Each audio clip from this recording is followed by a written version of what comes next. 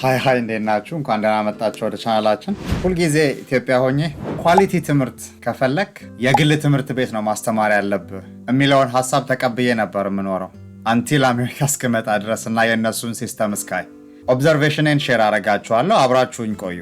ኢትዮጵያ ዩኒቨርሲቲ ማስተርስ ድረስ የተማርኩት እዛ ነው። አሜሪካ በቀጥታ የመጣሁት ለስራ ነው። የትምህርቱን ኮምፔር ላረግላችሁ የምሞክረው በልጄ በማየው እና በጓደኞቼ ልጆች ከማየው አንጻር ነው። ኢትዮጵያ ኤሌመንተሪም ሃይስኩልም ተምሬያለሁ። እንደምታውቁት በፊት የነበረውን አላቅም። ያው በፊት ኢንተርቪው ላይ ስሰማ በፊት የመንግስት ትምህርት ቤት ከግል ትምህርት ቤት የተሻለ ጥሩ ነበር ይባላል። ይሄን የሰማሁት የሸገር ላይ አይ ቲንክ ፕሮፌሰር አንድሪያስ ኢንተርቪው ሲደረጉ እሳቸው የተናገሩት መሰለኝ።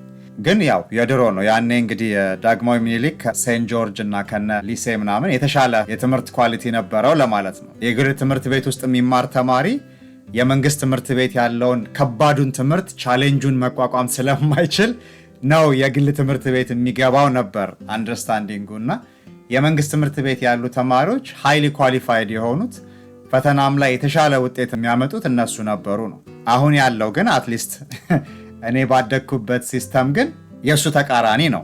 ኖርማሊ እንግዲህ የፈተና ውጤቱ የግል ትምህርት ቤቶች ስኮር የሚያደርጉት የፈተና ውጤት በትክክል የመጣ ነው፣ በደንብ አስተምረው የመጣ ነው ወይንስ ፈተናውን ሰርቀው ነው የሚለውን ለእናንተ ትቼዋለሁ። ግን ጄኔራል የሆነው መግባቢያ የሚመስለኝ አሁን ላይ ኢትዮጵያ ውስጥ አትሊስት አዲስ አበባ ላይ እኔ የማቅ በነበረው ኳሊቲ ትምህርት የሚገኘው ከግል ትምህርት ቤቶች ነው። የመንግስት ትምህርት ቤት የግል ትምህርት ቤት ከፍሎ ማስተማር የማይችል ወላጅ ልጁን የሚልክበት ቦታ ነው የመንግስት ትምህርት ቤት። እዚህ ሀገር ስመጣ ደግሞ ያየሁት በተቃራኒው ነው።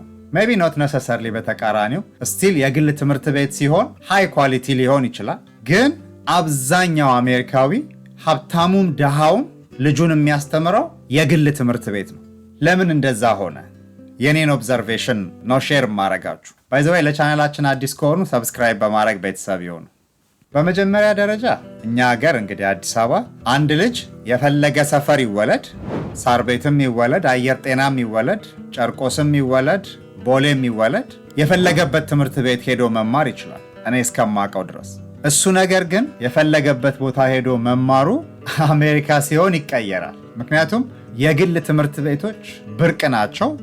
ኦልሞስት የሉም ማለት ይቻላል። በጣም ጥቂት ናቸው የሚኖሩት። ስለዚህ አብዛኛው ሰው ትምህርት ቤት ልጆቹን የሚያስተምረው የመንግስት ትምህርት ቤት ነው። ፐብሊክ ስኩል ይሏቸዋል፣ የህዝብ ትምህርት ቤት ይሏቸዋል። ግን ፕራክቲካሊ የመንግስት ትምህርት ቤት የምንለው ማለት ነው እኛ ኮምፕሊትሊ ኤቭሪቲንግ በነፃ የሚሰጥበት ማለት ነው።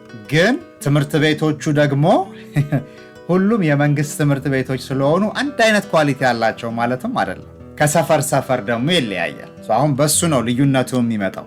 አካባቢው ይወስነዋል። የሀብታም ሰፈር ከሆነ ነዋሪው ለቤቱ የሚከፍለው ታክስ ከፍ ያለ ስለሆነ እዛ አካባቢ ያለው አስተዳደር ትምህርት ቤቱ ላይ ሞር ትኩረት ይሰጣል። ለትምህርት ቤቱ ሞር ሪሶርሶችን ፕሮቫይድ ያደርጋል። ጎበዝ አስተማሪዎችን መቅጠር ይችላል። ስለዚህ ሀብታም ሰፈር ላይ ያለ ትምህርት ቤት የመንግስት ትምህርት ቤትም ቢሆን ሃይ ኳሊቲ ነው። ዩዥዋሊ እዚህ ሀገር ያየሁት ትምህርት ቤት ሬት ይደረጋል ከ1 እስከ 10 ባለው ውስጥ እና አቬሬጅ የሆኑ ትምህርት ቤቶች ዩዥዋሊ 4፣ 5፣ 6 ከ10 የሚያገኙት። ሃይ ክላስ የሆኑ የትምህርት ቤቶች ያው ከፍ ያሉ ሰፈሮች፣ ሀብታም ሰፈሮች ትምህርት ቤቶቻቸው 8፣ 9 እና 10 ከ10 የሚያገኙ ናቸው። ትምህርት ቤቱ ምን ያህል ኳሊቲ ትምህርት ቤት ነው በሚል መለኪያ ማለት ነው። ሀብታሞች ምንድነው የሚያደርጉት? የግል ትምህርት ቤት አይደለም ብዙ ጊዜ ልጆቻቸውን የሚያስገቡት፣ ሀብታም ሰፈር ነው የሚሄዱት። ግን ይሄ ማለት ማንኛውም ሰው እዛ ሰፈር ሄዶ መኖር ይችላል። እዛ ሰፈር ቤት መግዛት እስከቻለ ድረስ ኦር ተከራይቶ መግባት እስከቻለ ድረስ ማለት ነው። የግል ትምህርት ቤት የሚባለው ነገር በጣም ሬር ነው። ኤቭሪቲንግ የመንግስት ትምህርት ነው። ይሄ ከኛ ሀገር ጋር ሳየው በጣም ትልቅ ዲፍረንስ እንዳለው ነው የተረዳሁት። አንደኛው ክላስሩም ውስጥ የሚማሩት ተማሪዎች ቁጥራቸው ያነሰ ነው። ቲንክ እኛም ጋር አሁን ያን ያህል ብዙ አይመስለኝም። ግን ከዛ በተለየ ትልቁ ኢሹ የሚመስለኝ እኔ ወላጆች ትምህርት ቤት ላይ በጣም ኢንቮልቭድ ናቸው። የሀብታም ትምህርት ቤትም ትምህርት ቤቱ ጥሩ የሚሆነው ጀስት የሀብታም ሰፈር ስለሆነ ብቻ አይደለም። ወላጅ በጣም ፎከስድ ነው ትምህርት ቤቱ ላይ። ትምህርት ቤቱ ላይ የሚደረገውን እያንዳንዱን ነገር ወላጅ ኢንቮልቭድ ነው። ይሄ አስተማሪው ወላጅህን ይዘና ብሎ ልጁን ሲያዘው ብቻ አይደለም ወላጅ የሚሄደው። በተወሰነ ጊዜ በአመት ውስጥ የተወሰኑ ጊዜያት የአስተማሪና የወላጅ ስብሰባዎች አሉ። ከዛ በተጨማሪ ማንኛውም አይነት ለውጥ ሲደረግ ትምህርት ቤት ውስጥ ወላጆች ኢንቮልቭድ ናቸው ኦር አትሊስት ኖቲፋይድ ይሆናሉ። እሱን የደሃ ትምህርት ቤት ላይ ስታዩት ትንሽ አስቸጋሪ ይሆናል። ምክንያቱም ሁሉም ሮጦ አዳሪ ነው፣ የዕለት ጉርስ ፍለጋ የሚሮጥ ነው። ስለዚህ ያን ያህል ትኩረት አድርገው የልጆቻቸውን ትምህርት አይከታተሉም። ትምህርት ቤት ሄደው ለምን እንደዚህ ሆነ፣ ለምን ይሄ እንደዚህ ሆነ፣ ለምንድን ነው እንደዚህ አይነት ነገር የምታረጉት ወይንም ለምንድን ነው እንዲህ አይነት ትምህርት የማታስተምሩት ምናምን ብሎ ቻሌንጅ የሚያደርግ ስለሌለ የትምህርቱ ኳሊቲ ያን ያህል አይሆንም። ያው ከዛ በተጨማሪ ደግሞ የሚከፈለውም ታክስ እንደ አካባቢው ስለሚለያይ የሚከፍሉት ታክስ ትንሽ ከሆነ የዛ አካባቢ አስተዳደር ለትምህርት ቤቱ ፈንድ መስጠት የሚችለውን ብር በዛው መጠን ያንሳል ይመስለኛል። ለእኔ በጣም ስትሬንጅ የሆነ ኤክስፒሪየንስ ነው። እኛ ሀገር ይሄንን እንዴት ልንጠቀምበት እንችላለን ኦር እንዴት የግል ትምህርት ቤቶችን ኢምፕሩቭ ልናደርግ እንችላለን የሚለው አንድ ቀጥተኛ ነገር የሚታየኝ ነገ ሊደረግ የሚችል ብዬ የማስበው ወላጅ ትምህርት ቤቱ ላይ ሞር ኢንቮልቭድ መሆን አለበት። ልክ የግል ትምህርት ቤት ላይ ኢንቮልቭድ እንደሚኮነው ኢንቮልቭድ ካልሆን የግል ትምህርት ቤትም ውጤታማ እንደማይሆን ግልጽ ስለሆነ ማለት ነው። የግል ትምህርት ቤት ላይ ኢንቮልቭድ እንደምንሆነው ልጆቻችን የመንግስት ትምህርት ቤት ሲገቡም ኢንቮልቭድ ብንሆን፣ አስተማሪዎቻቸው እነማን እንደሆኑ ብናቅ፣ የሥነ ምግባር ጉድለት ሲያሳዩ ብንከሳቸው፣ ምክንያቱም የእኛን ልጆች ስለሆነ የሚያስተምሩት ማለት ነው። እንደዛ ብናደርግ አይ ቲንክ ፐብሊክ ስኩላችን ከዚህኛው የሚያንስበት ምክንያት ብዙ አይታየኝም። ሌላኛው እዚህ ሀገር በጣም አንድ ሰርፕራይዝ ያደረገኝ ነገር አይ ቲንክ እኛም ሀገር ሪሰንትሊ ተጀምሯል። የስኩል ፊዲንግ ሲስተም የሚሉት የተማሪዎች ምገባ የሚባለው ፕሮግራማቸው ነው። በጣም ብዙ ልጆች በዛ ሲስተም የሚመገቡ አሉ እዚህ ሀገር። እሱን አክቹዋሊ ተጽዕኖውን ማየት የሚቻለው ሰመር ላይ ነው፣ ወይንም በእኛ ሀገር ክረምት ሲሆን ትምህርት ሲዘጋ ማለት ነው። እዚህ ሀገር ሰመር ይሉታል። ያኔ በጣም ብዙ ቻሪቲዎች ገንዘብ ማሰባሰብ ይጀምራሉ። ለምን? የትምህርት ጊዜ ላይ መንግስት የሚመግባቸው የነበሩ ልጆች ትምህርት ቤት ሲዘጋ የመንግስት ትምህርት ከሌለ ትምህርት ቤቱ እነዛ ልጆች አይመግባቸውም። ስለዚህ የተለያዩ ቻሪቲዎች ያንን ክፍተት ለመዝጋት ሲሯሯጡና ሲዋከቡ ይታያል። እኔ ኤቭሪ ታይም ሰመር ሲመጣ እንደዛ አይነት የዶኔሽን ነገሮች በየቦታው አያለሁ። እኛ ሀገር እሱ እንዴት ማኔጅ እንደሚደረግ I have no idea። ትምህርት ቤቱ ክረምት ላይም ልጆቹን ይመግባል ወይንስ ትምህርት ቤት እስከመጡ ድረስ ለትምህርት ስለሚጠቅማቸው ያው በባዶ ሆድ መማር ስለማይቻል ምግብ መብላት አለባቸው ነው? ግን ትምህርት የሌለ ጊዜስ እንዴት ነው ምግብ የሚበሉት የሚለው I wonder። ይሄ ነገር በጣም አስገርሞኛል። እኛ ሀገር እንዴት ማኔጅ ይደረጋል የሚለው I have no idea። ሌላኛው እዚህ ሀገር ያስተዋልኩት ነገር እኛ ሀገር ያለው የኮሌጅ ፕሮሰስ እና እዚህ ሀገር ያለው የኮሌጅ ፕሮሰስ አትሊስት እኔ ዩኒቨርሲቲ በገባሁበት ዘመን የነበረው አሁን ያለውን እንግዲህ መንግስት ተለዋውጧል። ፖሊሲዎችን በየጊዜው እየተቀያየሩ እንደሆነ ያለው ፎር ጉድ ኦር ባድ ብዙ ኢንሳይት የለኝም እሱ ላይ። ግን እዚህ ሀገር የማየው አንድ ልጅ ለኮሌጅ ኳሊፋይድ ሆነ የሚባለው ከተፈተነ በኋላ ውጤቱን ይዞ ልክ እንደኛ ሀገር ከዚህ ነጥብ በላይ እና ከዚህ ነጥብ በታች የሚለውን የሚወስን አካል እኔ እስካሁን ድረስ አላየውም። እዚህ ሀገር ምንድነው የሚደረገው? ኮሌጆች አሉ throughout the country ማአት ኮሌጆች እና ዩኒቨርሲቲዎች አሉ።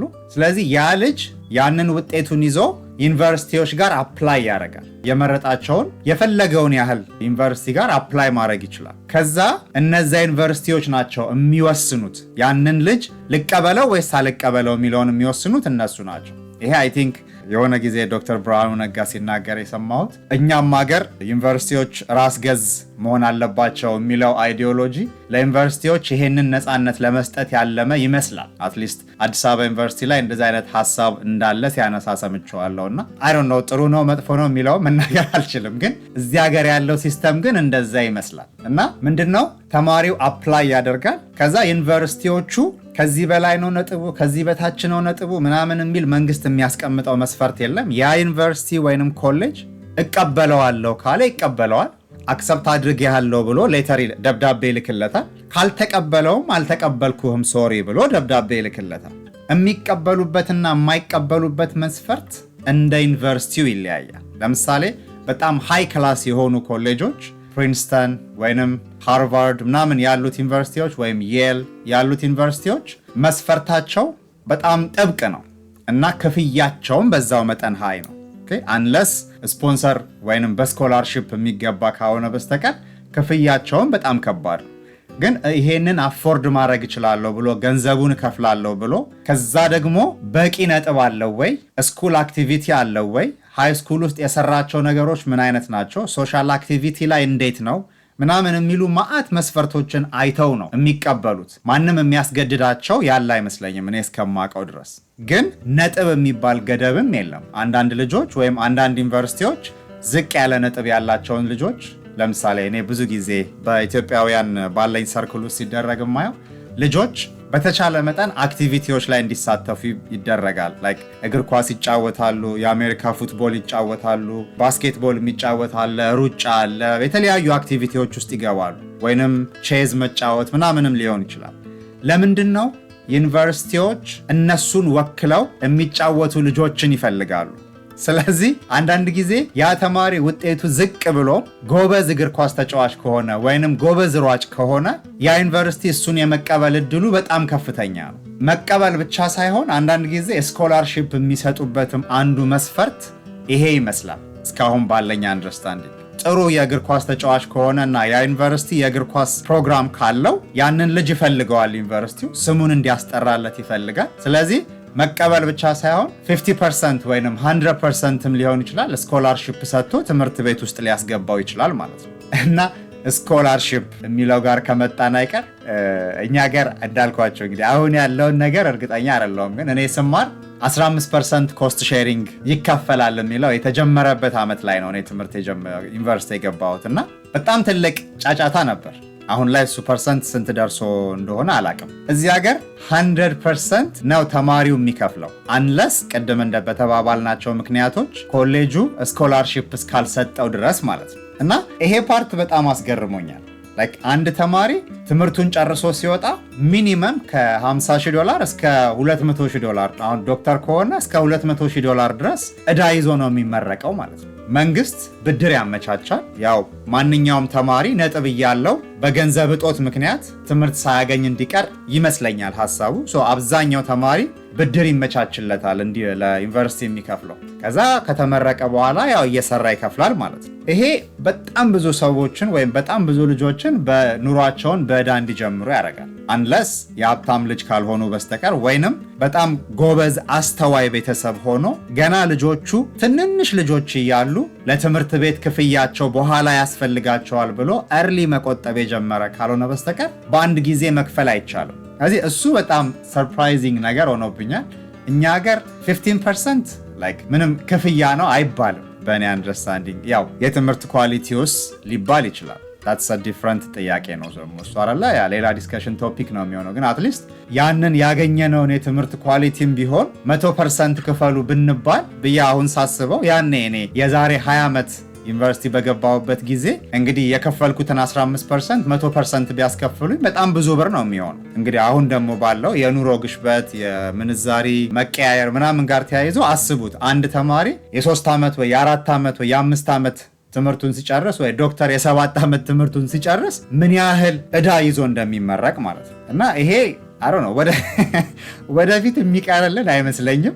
ያው ዶክተሮችም እኛ ጋር እየተመረቁ ላሽ ይላሉ so as everybody እነሱ ብቻ አይመስሉኝም። ግን አትሊስት ይሄ የተወሰነ ያው የተማረበትን ከፍሎ ይወጣል እንደማለት ነው። ሁላችንም የተማርንበትን ከፍለን እንወጣለን ማለት ነው መውጣት ካለብን።